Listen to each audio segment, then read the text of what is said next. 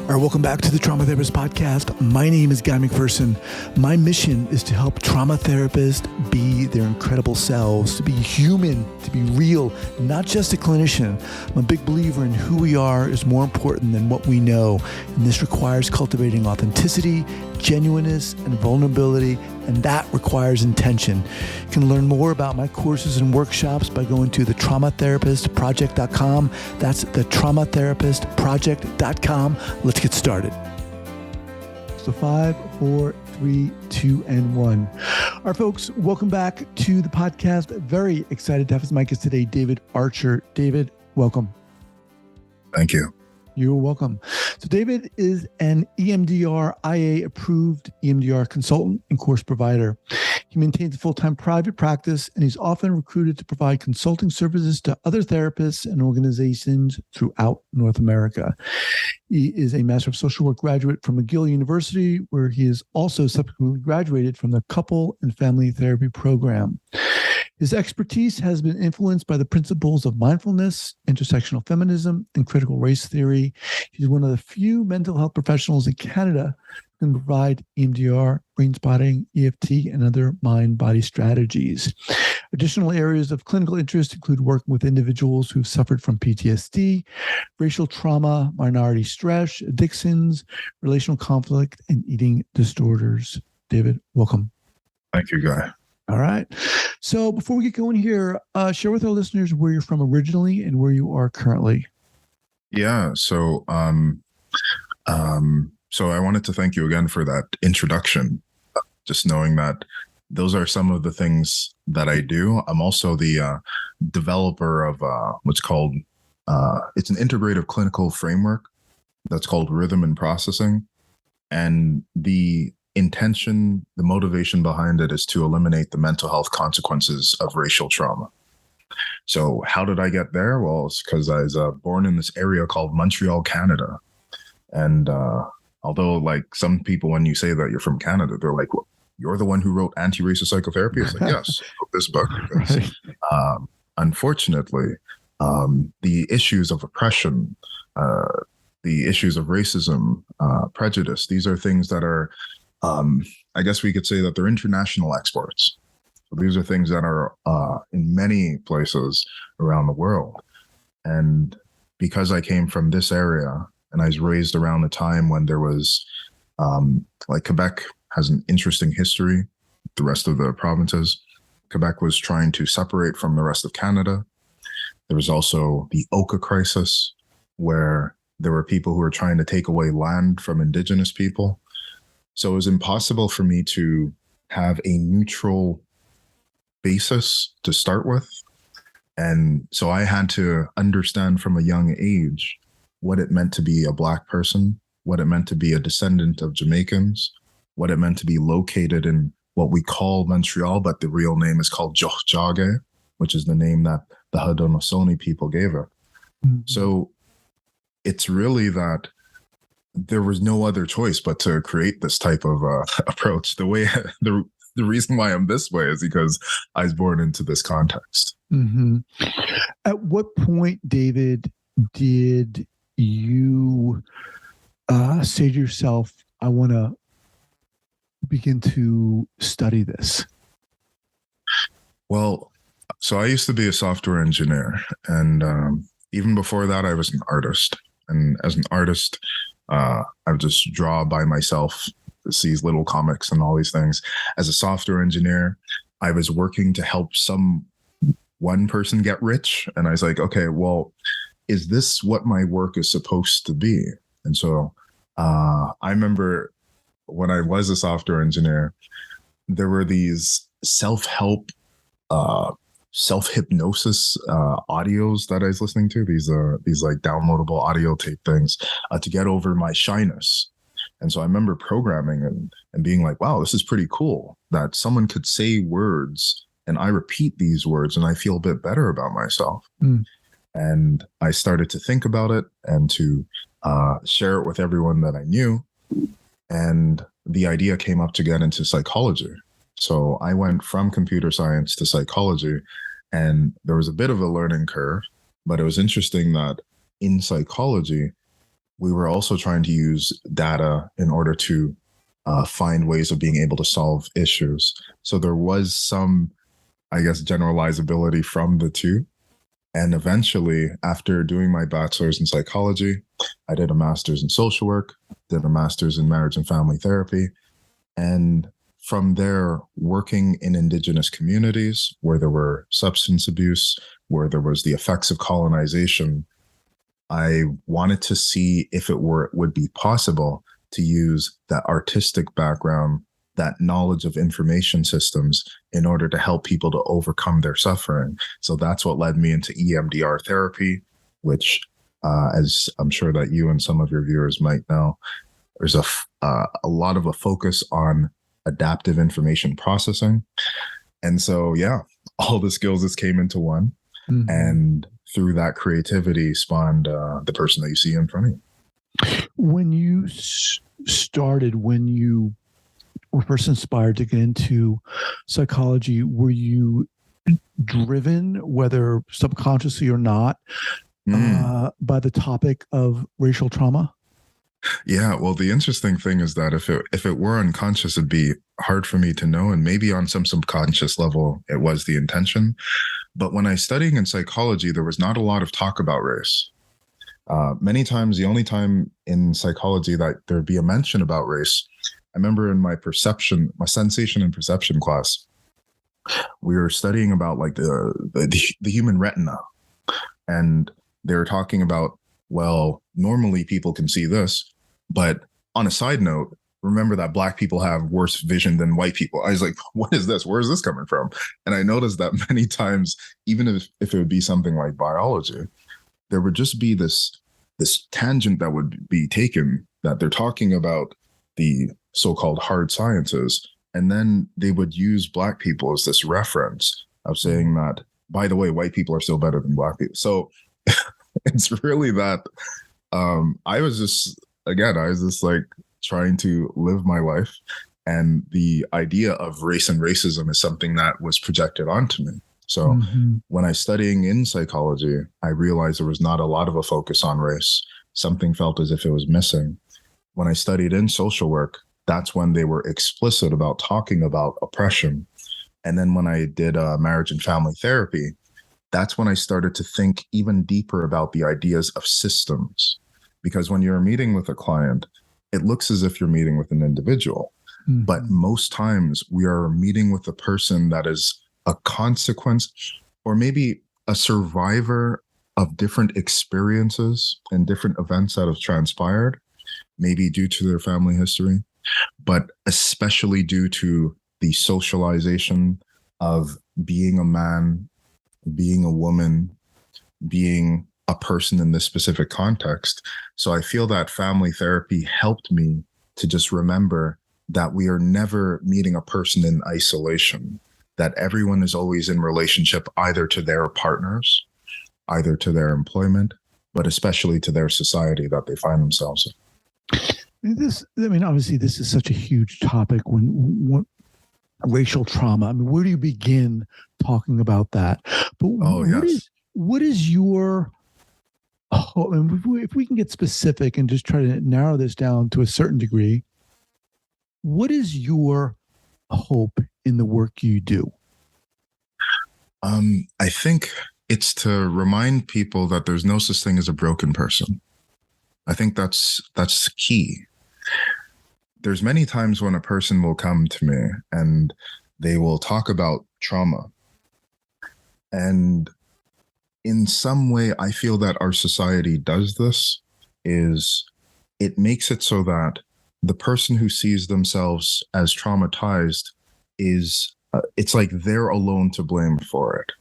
So they have no choice but to internalize and say, I'm broken, or I'm not deserving of love, or I'm bad because of this characteristic of myself, et cetera, et cetera. I think that there's something about our society that makes it so certain types of people will have a higher risk of becoming traumatized, or will experience certain types of or will have certain types of pathogenic associations that will happen in their mind. So a lot of what my work is to help a person to undo the violence that has taken place due to their family of origin and due to their interpersonal interactions, and also due to the social construction of suffering that takes place.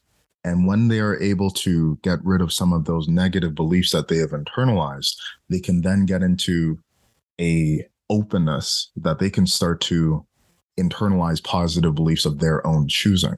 So instead of the negative belief that says, I am defective or I'm not a good person, the person is able to discard those beliefs, recognize that they came out from outside of themselves, and then start to install a belief that says, I am worthwhile. I'm deserving of love. And I believe that when we can do this well, when we learn to work with the spectrum of structural dissociation and the spectrum of PTSD, complex PTSD, and those who suffer from dissociative identity disorder, when we can do it well, miracles become more commonplace than just being the exception. So being a trauma therapist is very challenging, but depending on how we look at our work, we can protect ourselves from vicarious trauma, and we can get more in touch with experiences of vicarious growth.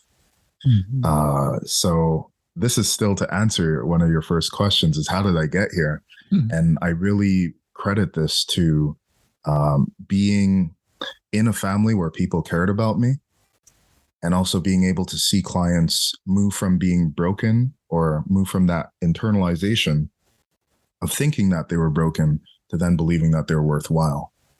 When we're trying to learn how to help people, there's nothing like, because of course I worked in software engineering. So when you try to compile a program, there would be an error and it'd be very clear, okay, this program's not going to work. When we are working with clients, when we're working with the human system, sometimes it's pretty clear of like, okay, that intervention is still leaving this person in tears. I got to think, what can I do better in this situation? The client always is giving us feedback. And so the way how I developed this way of looking at this type of work is by seeing what didn't work, what did work, and also what would make it so that people can see themselves as more whole. Can you give me an example? Give us a specific example of what, and we're talking about rhythm and processing here. Yeah. Okay. Yeah. Give us an example of what that looks like. How do you work with someone? Sure. So just to know that rhythm and processing is an integrative clinical framework. So it's more than just one specific technique, but there's a set of strategies that that inform the way how we would work with certain types of individuals. So from the get-go, it is recommended, because we're trauma therapists in the audience, it's recommended that we're going to do a thorough assessment. And so we want to make sure, especially to screen for dissociation. I'm a big fan of the MID-60 by Dr. Mary Kate. I wish that I remembered her last name, but she's an amazing clinician or a researcher that's from Australia, I believe. And the MID-60 is very helpful to help us to be able to do 60 questions that'll help a client to be able to see the type and the category of how the trauma is affecting them. So we'll get some idea about what persecutory intrusions are. We'll get some idea about what dissociative amnesia, what's going on with all of that. And that helps me to be able to then, with the client, describe to them what we are scoring all of this because you're now in the therapy that's going to help to treat these types of things. So of course I'll do anxiety scales, depression scales, all of that. It's a full comprehensive psychotherapy. David, excuse me, but is this specifically for racial trauma, to target racial trauma or not? Yes. It is. Okay. Let me back up a bit.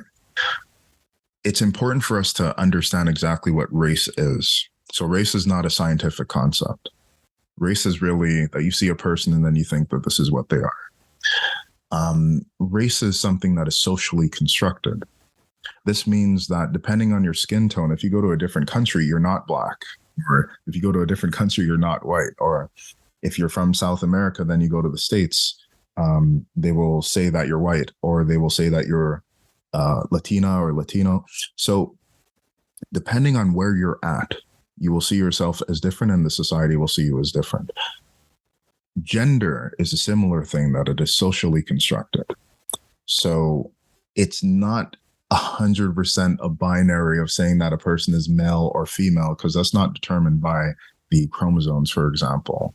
Because a person can have XY chromosomes and they can look very different. They can look similar to someone who has XX chromosomes. So we know then that gender itself is something that is created. The idea of manness, of womanness, these are things that are created. They're not 100%.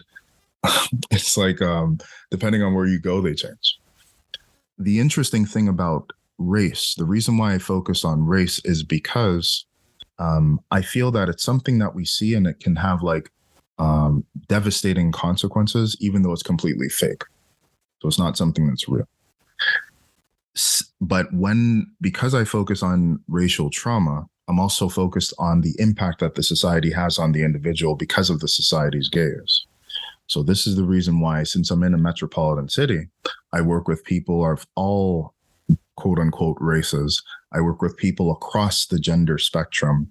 So cis male, non-binary, etc., LGBTQ, and we are still able to get the same benefit for the client, because race relates to how the society sees you, how you internalize the terrible things that have happened to you because of your identity.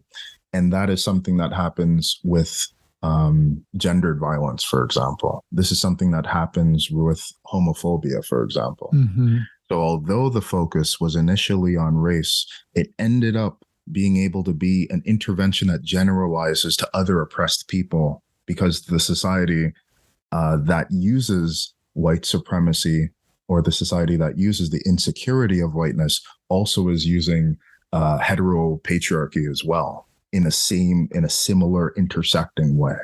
Mm-hmm. Is that clear? So yes. I make sure. Yeah. I know that this is a different perspective, because a lot of times people will think of race in this one way, and then people will think, well, because I wrote anti-racist psychotherapy, so people will think, well, this is the thing that is to help Black people then. But we have to understand is that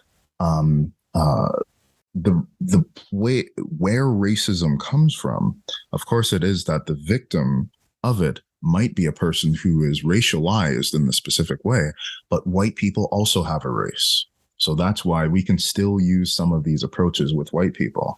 It's just that white people, most times, many of them, have forgotten that they come from Africa. So there's this idea that we are so different from each other that this therapy is only going to apply to those who have the explicit label of being racialized. But it's important to know that, in a way, we all technically do have genders. We all technically, or at least the categorization by the society as having genders, we all technically have the categorization of race as well. So that is why we can use an intervention that is anti-racist, and we can help a Black person in the same way that we can use this intervention and help an Asian, a white person, et cetera, et cetera, et cetera. So I've tested this.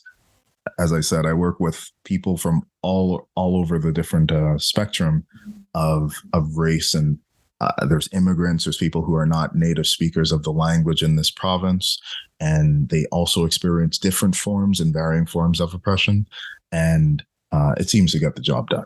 Mm-hmm. But it's really to say that we will still use what is recommended for trauma therapies with people who may have been impacted by racial trauma, because a lot of people, regardless of whether it's depression, whether it's anxiety, I think for us to be effective, we have to consider etiology. We have to consider, what is the first thing that caused this person to believe that they were depressed? What is the first event that transpired that led the person to have an eating disorder in the first place? And even though the eating disorder may not necessarily be related to the color of the person's skin, a lot of times there's a gendered element that's there. A lot of times there's a social element that's there. And when we can target the original anorexigenic statement or anorexigenic event that took place, when we are able to also build in certain resources to make the person be able to deal with certain urges, when we are able to address the traumas that have taken place that led them to identify as being anorexic or identify as being defective or problematic or any of the labels, we are able to get a resolution at a deep, deep level. So the work that I do, of course, is not just limited to rhythm and processing. You can still do this with EMDR. You can still do this with Brainspotting and all of these different approaches, because the core of what makes the change happen is memory reconsolidation. Mm-hmm. So memory reconsolidation is going to mean that doesn't matter where the person came from, doesn't matter how the society looks at them. There is a natural process that helps all people to heal and recover rapidly and efficiently and permanently as well. When we think of how people become traumatized, many times it's a one-pass event. Like you can witness, for example, in the United States, we know that there are a lot of mass shootings that take place, like sometimes a person can experience that terrible event or survive that terrible event. And then after, in July, there can be fireworks that are going off and they will feel that maybe that's the sound of a shot, and they will react in a similar type of way with a hypervigilance, with an avoidance of loud sounds, et cetera, et cetera, et cetera. So from a single event, they were able to have this problem that would persist and stay with them over time. So we are able to use the principles of memory reconsolidation strategically and with virtual therapies, so that maybe not a single pass, but within that clinical hour, we can help to reprocess trauma quickly, efficiently, and without the big abreactions that often take place with other trauma therapies. So we are able to present disconfirming knowledge and disconfirming evidence for the client that is accessing something that took place in the past, by being able to contrast with something that makes them feel completely awesome in the present. And the brain updates the information. It files the trauma away in the past, it files it away in the past so that it's no longer present. And it does this in a way that makes a person smile instead of being fearful of the previous stimulus. In your explanation of the work you do, I think I got a little confused. I mean, it almost sounded like you were saying, and I don't think you're saying this, but it almost sounded like you were saying that all trauma is racial trauma. No, it's that all trauma, I believe, actually comes from the society and the people and the interpersonal. It's what's around the individual. It's just that racial trauma is going to be directed towards a specific categorization of people. It's like gendered trauma. It's like gender trauma falls under that umbrella of saying socially constructed forms of distress. And then after there's categories that are below that. So right. Racial trauma is one of those. Racial trauma just isn't white people oppressing Black people. No, because white people have racial trauma. Right. Because if you've read Resmaa Menakem, you'll know that many white people that came to this country, to our countries, they didn't come by choice. Some of them didn't really want to. If we go back far enough, is that the conditions that were in Europe at the time, like if I speak for my Irish brothers and sisters that are out there, it wasn't always that comfortable in that continent. We know that there was also in Europe, there was a lot of, it wasn't that nice all the time. So it's really to say that there's white people that have had to flee. So it's almost like a survival reaction that either intentionally they wanted to come to North America purposefully, or they had no choice. When we think about some of the women who came to Quebec, that they were just there to kind of increase the population of the settlers that were there. So there's a fight-flight dynamic that existed within white people from the beginning. There's a survival, a fear of being oppressed, or this violence that took place towards them that is within the white body that then gets projected outwards. When we think about race and we think about the stereotypes that are thrown onto Black people, then I have to refer to the binary complex trauma cycle, which I explain in anti-racist psychotherapy. On one end, you will get white supremacy / white insecurity. What it means is that everything that we think of in terms of being white is oftentimes the best thing. So if you are a therapist, the best therapist is most likely a white person. If you are like an intellectual, you're probably going to be like seen as a privileged individual, et cetera, et cetera. On the other end of the spectrum is Black suffering. And so what happens with Blackness is that we receive the traits and the characteristics that are rejected from the white body. In order for white supremacy to exist, it needs to discard all of the trauma and all of the negative aspects of itself. So the person who is not intelligent is a Black person, or at least a dark-skinned individual. The person who is lazy or who is hypersexualized is oftentimes going to be a person who is othered in the society. And in a way, it's that white supremacy and whiteness dissociates from its own trauma, projects it into Blackness when Black people, through the society, internalize it, or when the society itself validates it, then that leads to validating the cycle of saying then that white people are good. So on one end, you will find that white insecurity projects its undesired traits into Blackness. Blackness internalizes it and it validates the cycle. So in this case, the racist, the person who hates other people, does not need to feel better about himself. What he can do is just harm the other person so the other person believes that they are lesser than. And it is this cycle that allows the bullies to continue to do the things that they do. And the culture supports that too. Right. That's a major driving factor. I mean, when, as you're explaining, the white person or people discard their trauma and project that onto the other, there's a full force of cultural support that, right? I mean, that's where almost like the oppression is coming from or moving toward. Yeah. Yes, it needs to. And remember also that because race itself is a construct, we can replace the binary complex trauma cycle titles with male dominance versus female submission. So it's a similar thing, is that we will say that women are too emotional, and then we will have certain people who were presidents of a country who will not be named, who have very little, they get really upset and really triggered if you say things about them.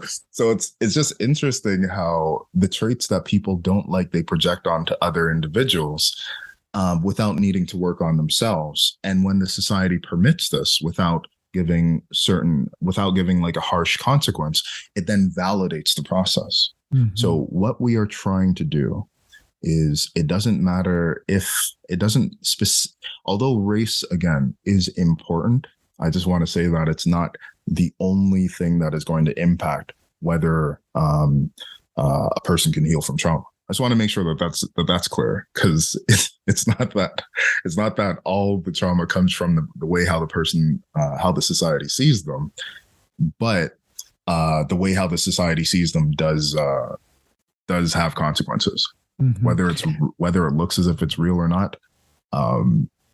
Like whether it looks like it's real from the outside, it seems to be real. I'm going to be talking about this actually at the ISSSTD. I'm going to be doing a plenary talk on using racial rhythm and processing.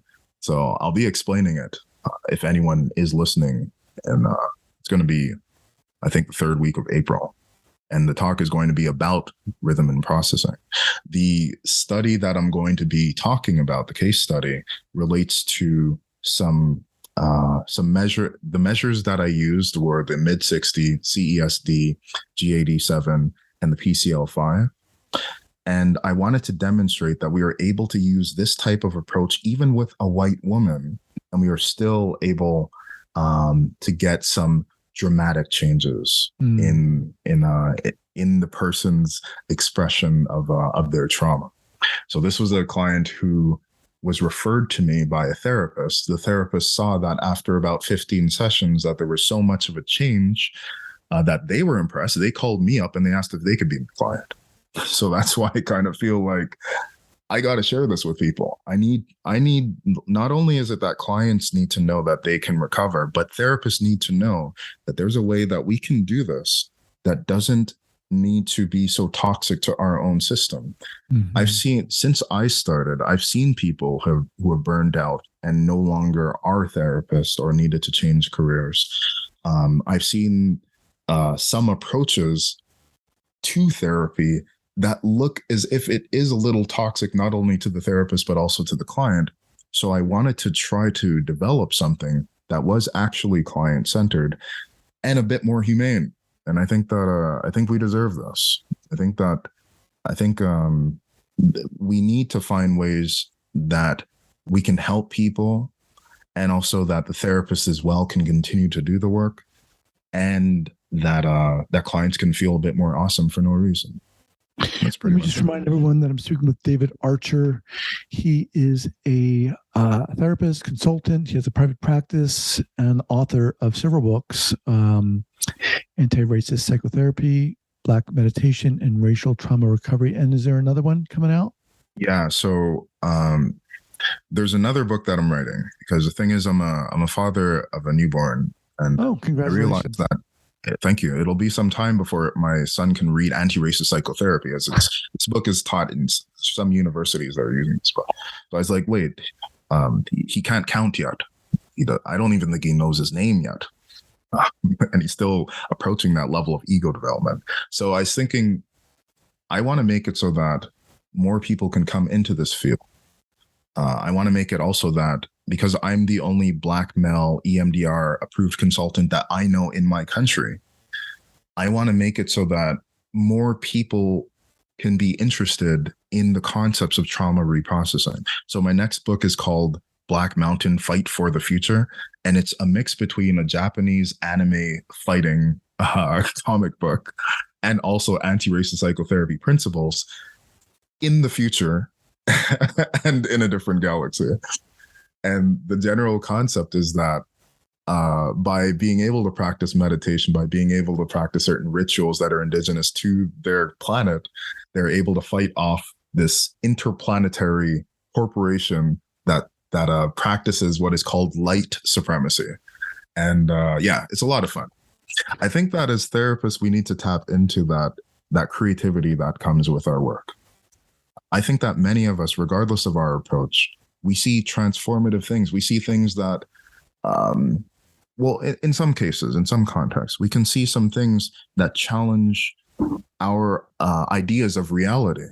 And so I just want to keep writing to inspire that type of change. And so some of my books will be highly academic and nonfiction, and some of them will talk about people shooting lasers out of their hands, because I think, why not? Right. Why not make it so that that our idea of a therapist changes, so that our approaches to therapy can change as well? Let me ask you, we kind of skipped over this. What is anti-racist psychotherapy? So I like to answer this by saying, let me start first with what a racist psychotherapy is. I think it's super important for us to know this. A racist psychotherapy is one that is going to victim blame effectively. A racist psychotherapy is one that maintains that there is this hierarchy between the therapist and the client, of saying that the client is coming to see the therapist because the client themselves is helpless and they need a savior of some kind. So this is something that I believe that I don't think it's helpful. I also think that it's something that makes it so that there is a taboo about going to therapy in my community and in many other communities as well. Is when we think about psychotherapy itself, I just don't know many other Black psychotherapists. I haven't studied when I was learning about this, I never saw anyone who looked like me. They didn't really show the picture for people, but we just assumed that everyone was an old white man that looked like Freud. We just assumed that they'd all have this big beard and maybe a pipe or something.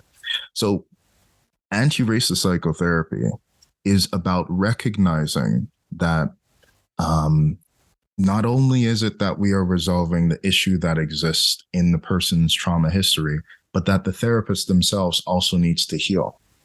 As the therapist is able to heal from their own internalized oppression, as the therapist is able to understand where they themselves are located in terms of their social location, in terms of their own strengths, their own weaknesses, as the therapist is able to understand that the healing does not need to come from just the therapist. It doesn't need to come from just what's in our head, but it needs to come from in our heart.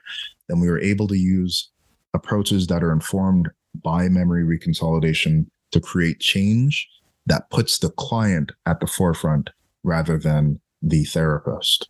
So even though I am using EMDR therapy, my EMDR therapy looks different because it's informed by principles that are just different. So you don't need to only use EMDR in order to use to say that you're an anti-racist psychotherapist. I didn't trademark it.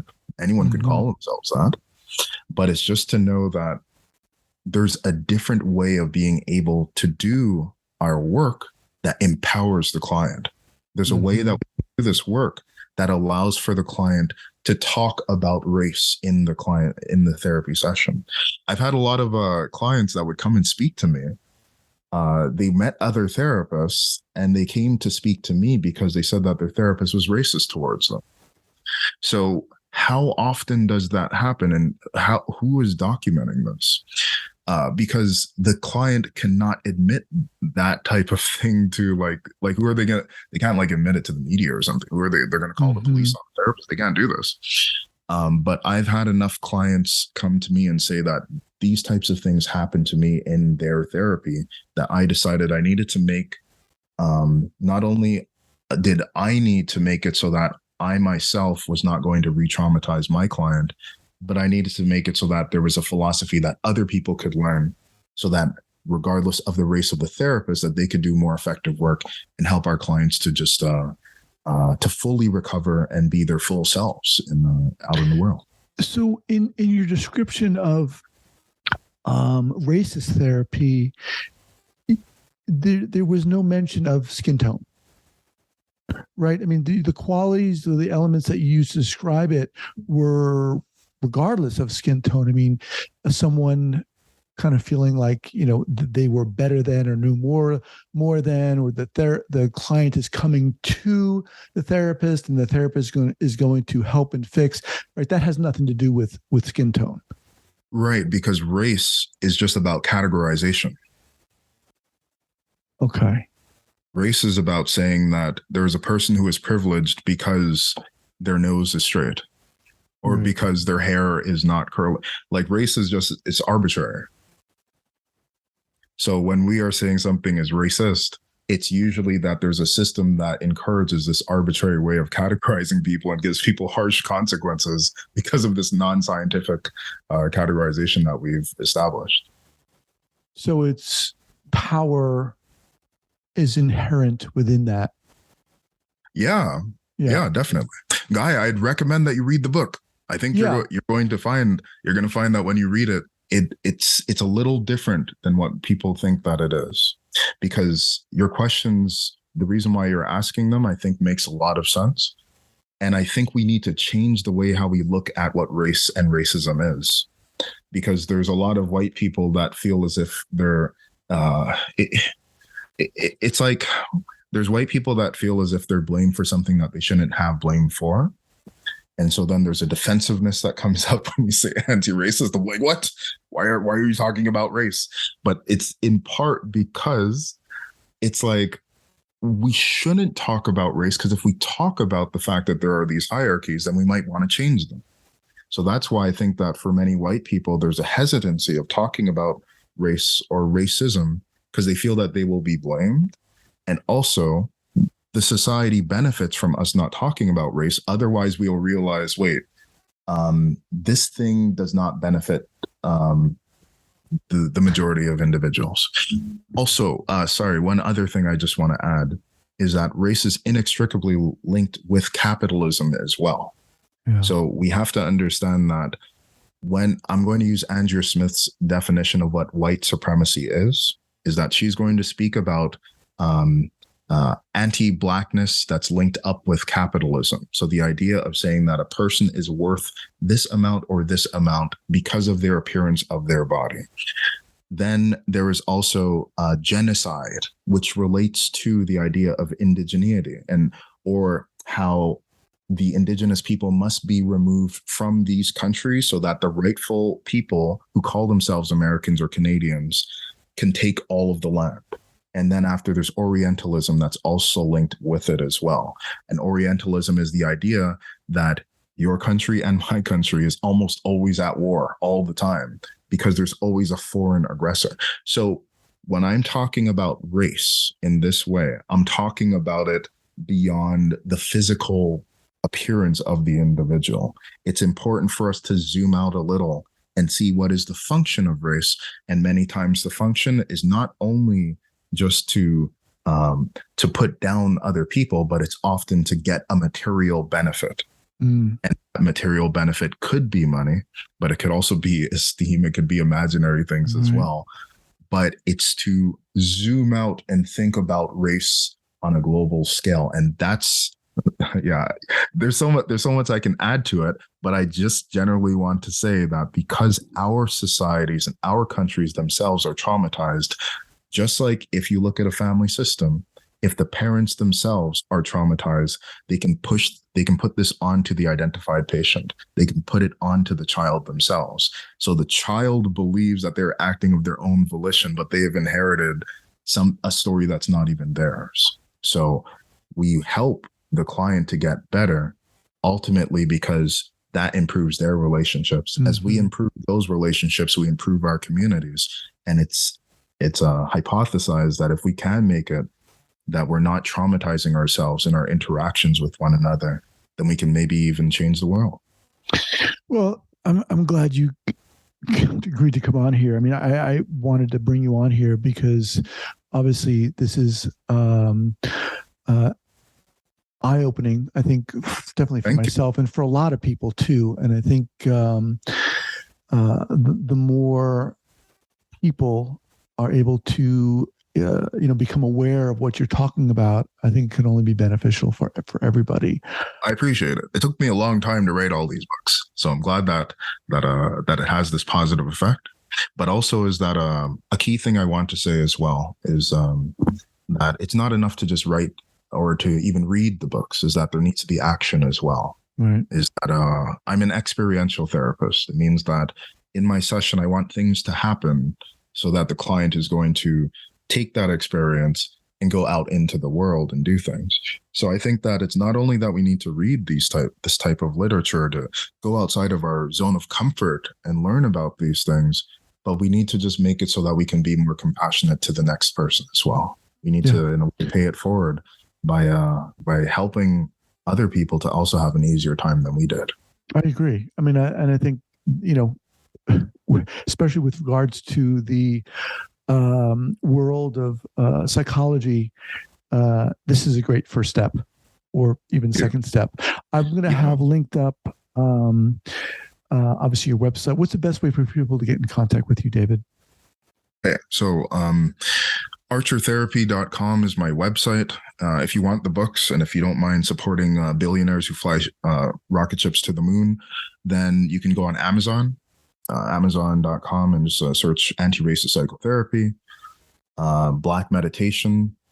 If I can just quickly say, anti-racist psychotherapy is just a general introductions for people to understand what this all is, the philosophy. Black meditation is a list of different resources for your Black clients that may need something to help to supplement their therapy.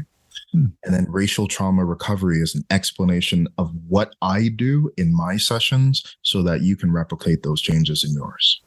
Awesome. I'll have those linked up at the show notes page at the traumatherapistpodcast.com. David, obviously, I mean, it felt to me, and I'm sure to you even more so, that we just scratched the surface here. Got it. But I'd love to have you back. Thank you. And I'd love to link up your talk at the was it ISSTD when that's coming yes, up? that's going to be in April? It's called we're going to be shifting the societal denial of dissociation. And so Jennifer Fried is also going to be there, who's someone I really respect. There's also another plenary speaker. I wish that I had the advertisement in front of me so I could say their name, but I'm going to be there on the third day just to give a plenary talk about rhythm and processing and being able to just shift this denial of dissociation and shift this denial of racial trauma as it exists in our society. And it'll be fun. You'll learn a lot. And I'll probably show one or two of my techniques because we got to be experiential. We got to feel it. I appreciate it. All right, sir. Awesome meeting you, and we'll see you again. Thank you so much. Many blessings to you and to everyone else.